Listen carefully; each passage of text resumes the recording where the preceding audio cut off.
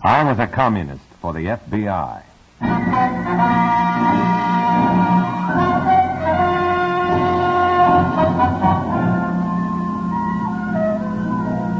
Starring Dana Andrews in an exciting tale of danger and espionage. I was a communist for the FBI.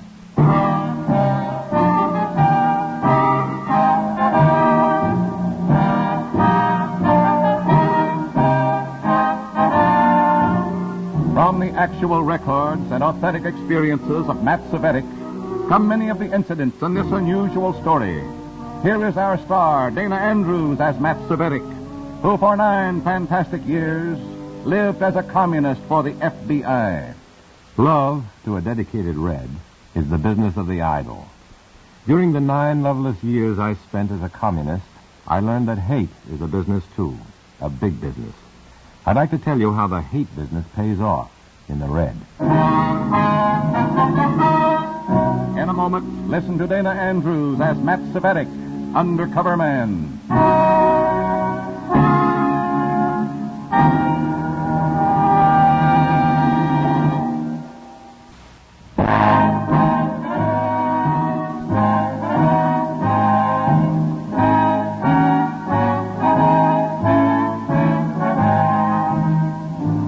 Here is Dana Andrews as Matt Cvetic, Undercover Man. This story from the confidential file is marked Rich Man, Poor Man.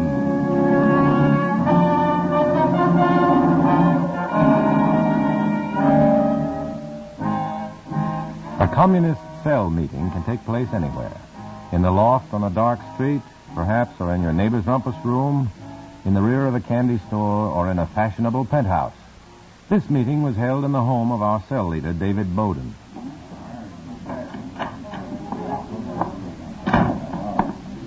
Comrades!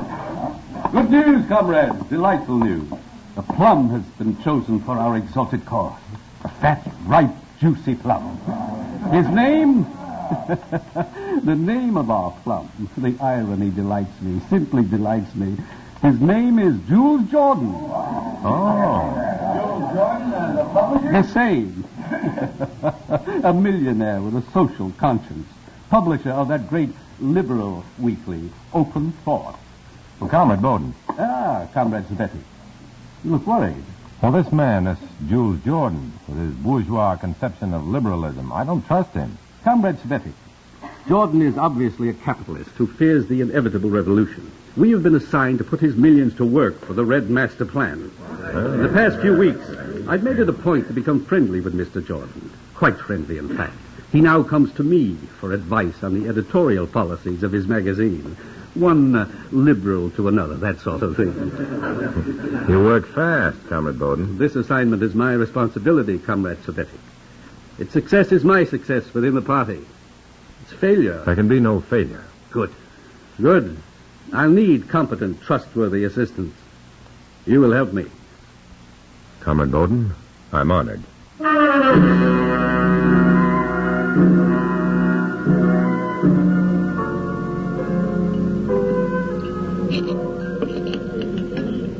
May I pass the menu, please? Oh, here you are. There's red on the M. Red on the C. You're losing weight, man. It's understandable, isn't it? They're not suspecting you, are they? I don't think so. I just got a new assignment.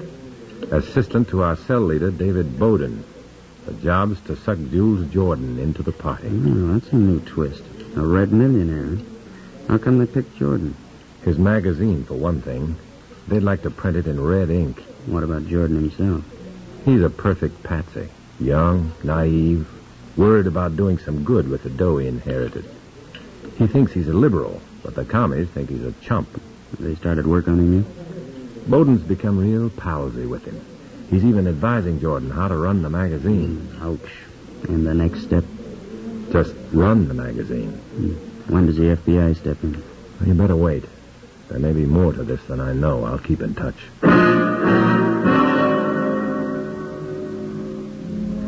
You're bound to have trouble when half of you is communist and the other half is human being. My communist half was supposed to consider Jules Jordan a wealthy chump, a sucker to be despised and exploited. The human half of me, however, couldn't help feeling he was a decent, honest guy.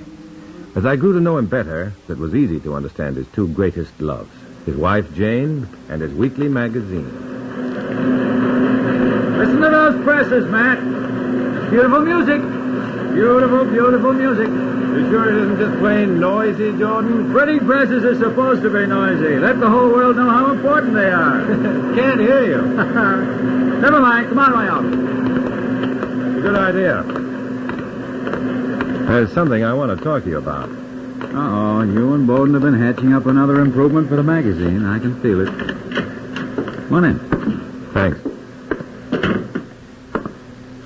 Something wrong?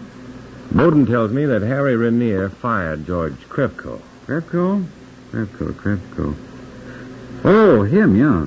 Incompetent writer. I understand he's a Red. He was recommended by Bowden, you know. Well, heck, David can't help it if the man wrote bad editorials. But Renier never consulted us. Harry's the editor, Matt. He has the right to fire a man who can't do the job. This might interest you, Jules. Krevko has been unable to find work since he left here. No kidding? It's that bad, huh? He has a wife and 3 children. Gosh, 3 kids. And the reason George Krevko can't find work is that he's been branded a communist by your editor, Harry Renier. Mm-hmm. Well, is he a communist? Why not ask Mrs. Krevko and the 3 kids? Look, Matt, if there's anything I can That's do... strictly between you and your conscience, Jules. See you later.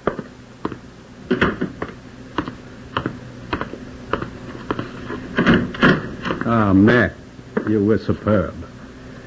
Shut the door. I heard it all on the speaker. You followed instructions to the letter, comrade. Thanks, Comrade Bowden. Tell me something. Does Comrade Krevko have a family? Of course not. But Jordan will never know that. Will he?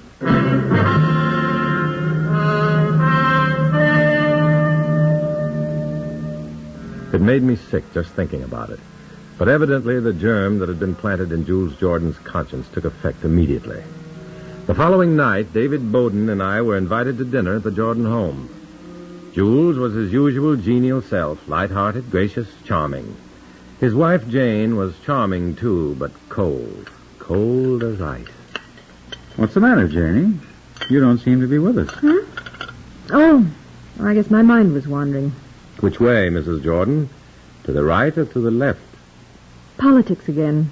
It's very strange. Strange? Yes.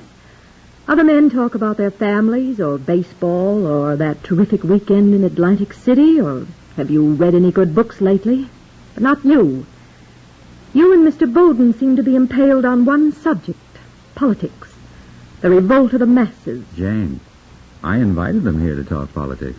I'm sorry, Jules. Must be the woman in me that objects. As for the revolt of the masses, Mrs. I said Jordan... I'm sorry. Here's what I had in mind, gentlemen. After Matt left yesterday, I did a lot of thinking about, what's his name, the fellow who was fired? Krevko. Yes, Krevko. Well, I'm sure that Harry fired him on the basis of his ability alone, but still, if he's been branded a commie... He's been unable to support his family because of it. And that bothers me, it really does. I'd like to do something for Krevko.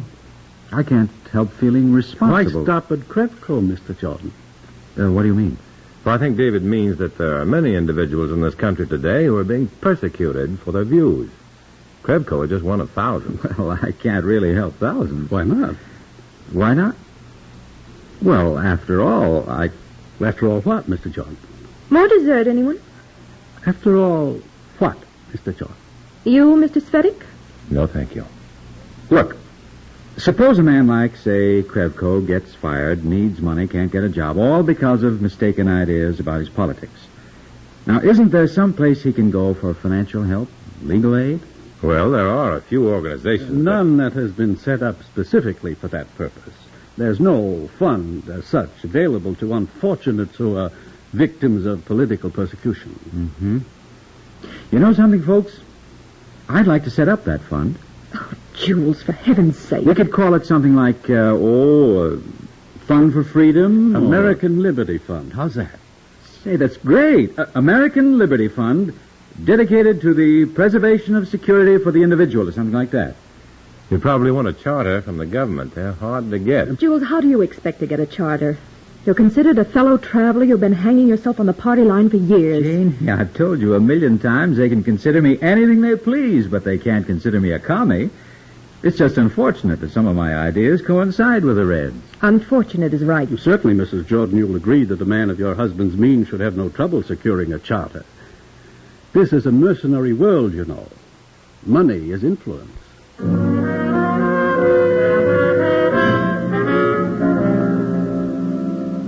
The remainder of the evening was miserable.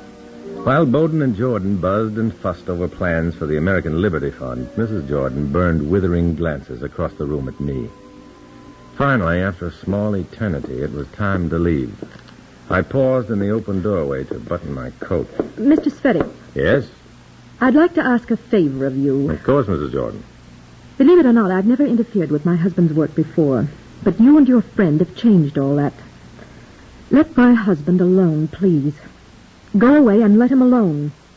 Are you afraid of losing him to a greater cause, Mrs. Jordan? Is our influence stronger than yours? No. No, it isn't. I won't let it be. I think I love him more than you love that greater cause. Coming, Matt? I'll be right there, David. No need to make a contest of this, Mrs. Jordan. Some things are inevitable. Like the revolt of the masses? Exactly.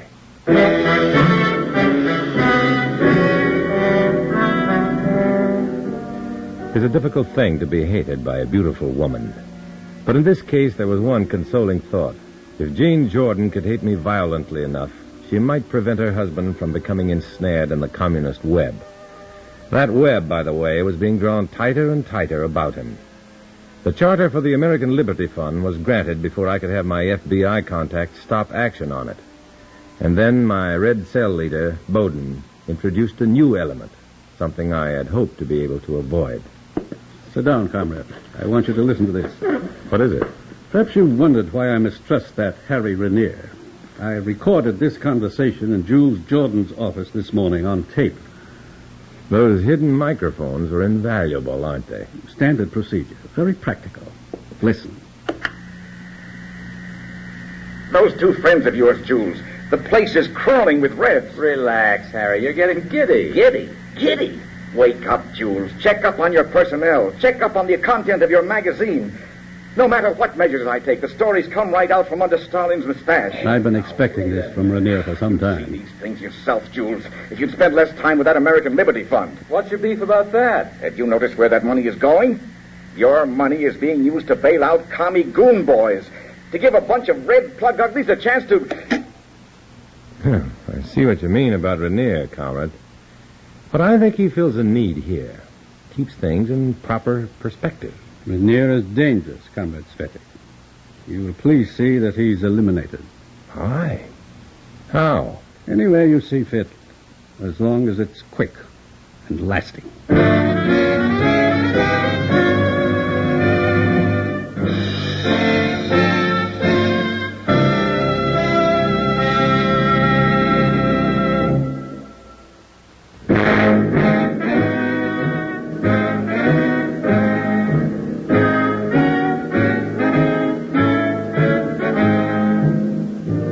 Back to Dana Andrews, starring as Matt Cvetic in I Was a Communist for the FBI, and the second act of our story.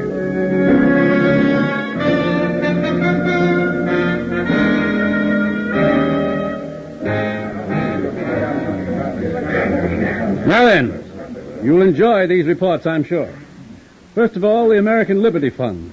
Contributions from our inadvertent ally, Jules Jordan, have brought the total up almost 200% since its inception. Of its expenditures, 70% has gone out as direct aid, mind you, to members of our party. This, of course, will increase as time goes on.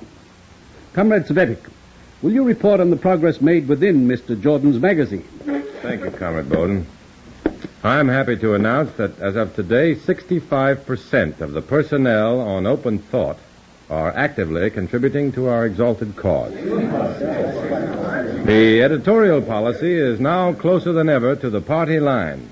In fact, some of the more reactionary American congressmen have already hurled charges against the magazine and Mr. Jordan. A question, please, comrade. Yes? Aren't we defeating our purpose by calling attention to our success within this magazine?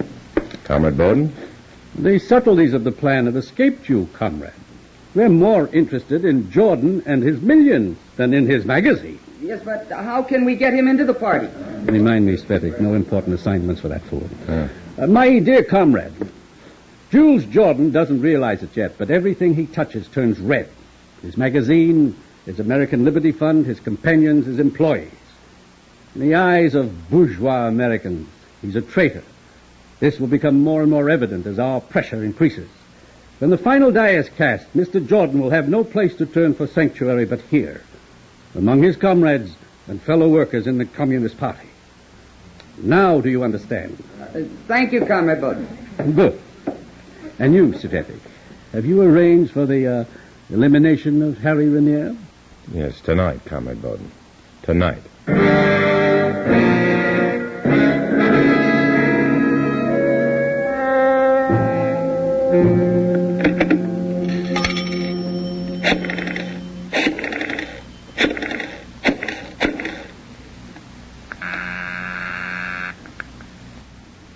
Baker speaking. Baker, this is Red. Oh, it's about time. He had us worried. Listen, Bowden wants me to liquidate Harry Raniere, Who's he? editor of Open Thought. He's too suspicious of us. Can't you get out of it? Funny, man. It's got to be done tonight. Tonight? You've got to help me. All right, start talking. I've arranged to pick up Raniere at his home about 10 o'clock. I'll drive out Highway 14 to about 3 miles west of Arcadia.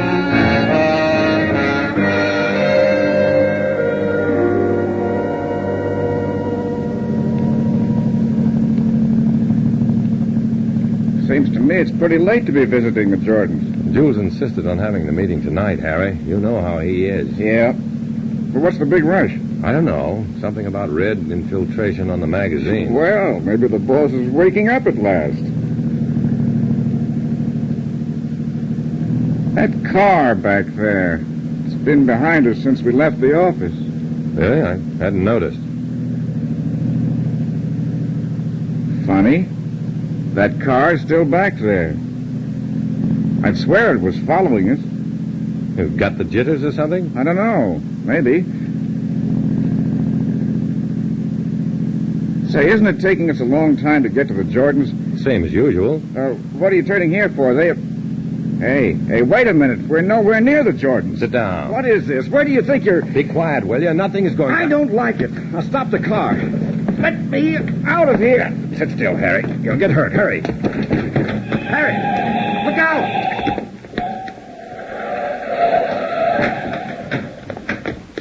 All right, Raniere, stay where you are. You won't get hurt.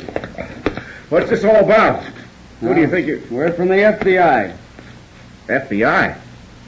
I don't understand. Now, you won't for a while. Take care of him, boys. See that nothing happens to him, Beaker. Now, he'll be all right, Matt. A little confused, but safe. At least the commie knuckle gang won't get to him. How about you, Matt? What are you going to tell your little red teammates? Lies. After working with them this long, it's easy to lie, especially to them.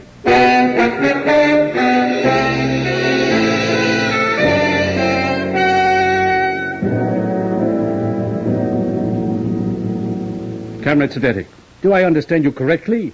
You turned Harry Raniere over to the FBI? That's right, Comrade Bowden. I planted some false credentials in his desk and reported him as a communist agent. A communist agent? Oh,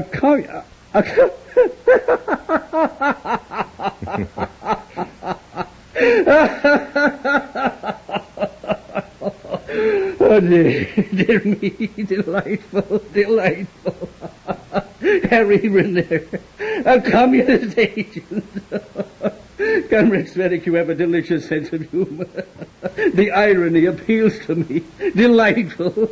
I'm flattered, comrade. And now we must swing into action. We must report this news to Jordan, then. To Jordan? Of course. He'd be very broken up about it. Raniere was his closest friend.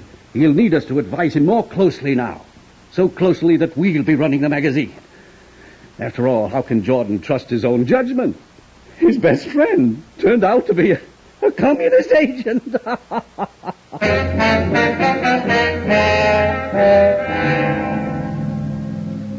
I hadn't expected this at all. Bowden was using my plan for Rainier's safekeeping to bring about Jules Jordan's downfall. There was no time for me to undo what I'd done. Only one chance was left. Mrs. Jordan. I had to make her hate me. Her influence over her husband was strong. I knew that. The best way to put this influence to work was to make her hate me violently, bitterly. I don't understand it. I just can't understand it. Harry was always such a sensible guy. I've known him for years. He just can't be a red agent. I won't believe it. Facts are facts, Mr. Jordan, no matter how brutal they seem. But Harry's the last guy in the world to...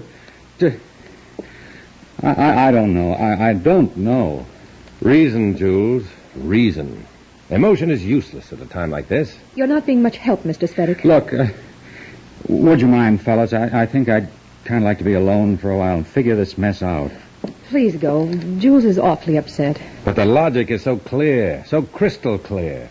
We know now why your friend Rainier tried to turn you against us. Yeah, Okay. This explains why he disagreed with our editorial suggestions, why he accused us of planting Reds on the staff, when he was the biggest Red of them all. All right. Mr. Bowden, will you please let Jules alone?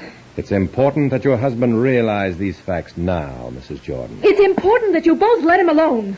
Can't you see he's upset? It's okay, honey. It's okay. This display of shabby sentimentality is certainly a poor substitute for reason. It may be poor, but it's the only one we've got. Now get out, both of you. Get out. Not yet, Mrs. Jordan. Indeed not. Your husband must realize his responsibility to his employees, his readers, to the ideals his publication stands for. Ideals? Whose ideals? His, Harry's, or yours? Ours, of course. All others are mere delusions. Get out of here. Get out. Honey, take it easy. Let them up. They've been right all along. They can handle it better than I can. Handle what? Your magazine? Jules, you can't. Let's face it, honey. Who am I to tell them what's right and wrong? I can't even pick my friends. At least I know David and Matt are right thinkers. Thank you, Mr. Jordan. We'll go now. Jules, for the love of heaven, listen to me. Jules, please, you've got to listen to me.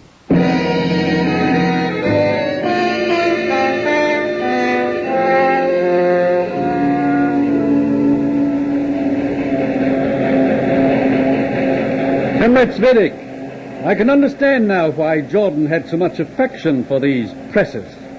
Now that they're ours... Ours? In spirit, at least. And soon the rather broken spirit of Jules Jordan will be ours, too. You're to be commended, Comrade Bowden. Well, thank you. You won't mind if I take full responsibility for this project, will you? Not at all. You deserve it. Interesting how the humiliating prospects of failure seem less sinister from the pinnacle of success. What's happening down there? The presses there, they're stopping. We'd better see what's wrong. Nothing's wrong, gentlemen. They're just not working anymore. Jordan. The presses are out of business. And so are you. Oh, what's that mean, Jules? As of right now, the magazine known as Open Thought is closed. Finished. Dead. Finished? Dead? Well, you can't... What's the reason for this? I have a wonderful wife, Svedik. She explained a few things to me. How you run a self-respecting magazine right smack into the mud. How you sacrificed my best friend. How you tried to break up my home, turn my friends against me, ruin my reputation with that American Liberty Fund. And by the way, that stopped when the presses stopped. But if you do all this, Jordan, what will become of me? Didn't know you cared that much, Bowden. I've never been sure what your angle was, but it doesn't make sense. Nothing made sense since you entered my life. So you may go now. But this means failure. Failure means annihilation. The magazine is dead. The American Liberty Fund is dead. As far as I'm concerned, you're both dead. Get out. Dead? I failed. I failed. Goodbye, Jules. Oh, Svedik. Yes? Just to keep your ego where it belongs, my wife mentioned that she hates the ground you walk on. So do I, Jules. So do I.